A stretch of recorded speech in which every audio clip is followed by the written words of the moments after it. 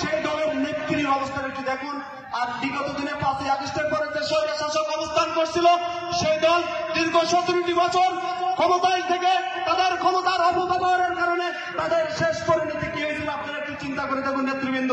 আমি আপনাদেরকে বলতে চাই, বাংলাদেশ জাতীয়তাবাদী যুব দলের প্রত্যেকটি নেতা কর্মী সমর্থক যারা আছে, আমরা তাদেরকে রেসপেক্ট করি।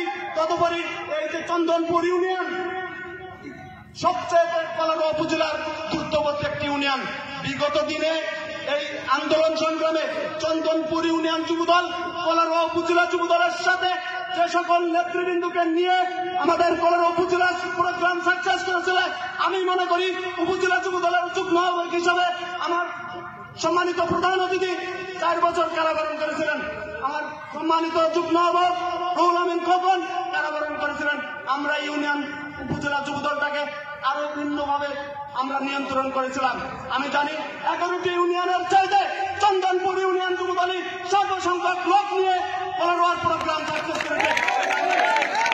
তাই আমি আপনাদের সামনে উদাত্ত আহ্বান জানাবো, এই যে কর্মী সম্মেলনের যে কমিটির আমরা একটা নিয়ে আপনাদের ভিতরে একটা মনোমালিন্য হচ্ছে, এটা আমরা জানি বা বুঝলাম, কিন্তু আমাদের প্রধান অতিথি অবশ্যই আপনাদেরকে সঠিক সলিউশন দিবেন। তবে এতটুকু আমি বলতে পারি যে কোনো 5 তারিখের আগে, 5ই আগস্টের আগে যে সমস্ত নেতাকর্মী আমাদের সঙ্গে সম্পৃক্ততা ছিল, দলের সাথে সম্পৃক্ততা ছিল, তাদেরকে বাদ দিয়ে কোনো কমিটি, কোনো ইউনিয়ন নয়, চন্দনপুর নয়, সারা কলারোয়ায়, সারা বাংলাদেশের কোনো জায়গায় যুবদলের সেই কমিটি হবে না। আপনারা অযোধ্যা আহ্বান রাখি, আপনাদের কমিটি কোনো পকেট কমিটি হবে না, কোনো চেহারা দেখে কমিটি হবে না, অর্থনৈতিক লেনদেনের কারণে কোনো কমিটি হবে না, এটা আপনারা নিশ্চিত থাকেন। কমিটি হবে আপনাদের সামনেই, আপনাদের সম্মতি প্রকাশের মাধ্যমে কমিটি হবে।